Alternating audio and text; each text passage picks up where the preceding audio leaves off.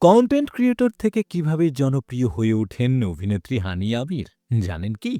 পাকিস্তানের বর্তমান প্রজন্মের সবচেয়ে আলোচিত তারকাদের তালিকা করলে যে কজনের নাম প্রথম দিকে আসবে তাদের মধ্যে অন্যতম হানিয়া আমির। হাসি খুশি মুখ, প্রাণবন্ত অভিনয় আর সামাজিক যোগাযোগ মাধ্যমে স্বতঃস্ফূর্ত উপস্থিতি, সব মিলিয়ে অল্প সময় তিনি জায়গা করে নিয়েছেন ভক্তদের হৃদয়ে।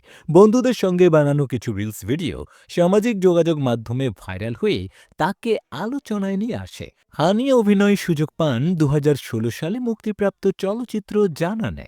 প্রথম সিনেমাতেই হানিয়ার প্রাণবন্ত উপস্থিতি ও স্বাভাবিক অভিনয় দর্শকের মন জয় করে নেয়। এরপর টেলিভিশন নাটক, বিজ্ঞাপন চিত্র থেকে শুরু করে ওয়েব সিরিজ ফিরি ওহি মোহাব্বত, ইশকিয়া, মেরি কাহানি, মেরি জুবানি সহ একাধিক নাটক তাকে পাক টেলিভিশনের সবচেয়ে জনপ্রিয় মুখে পরিণত করে। একসময় অভিনেতা আসিম আজহারের সঙ্গে তার ঘনিষ্ঠ সম্পর্ক ভক্তদের কাছে গোল্ডস কাপুল হিসেবে পরিচিত ছিল।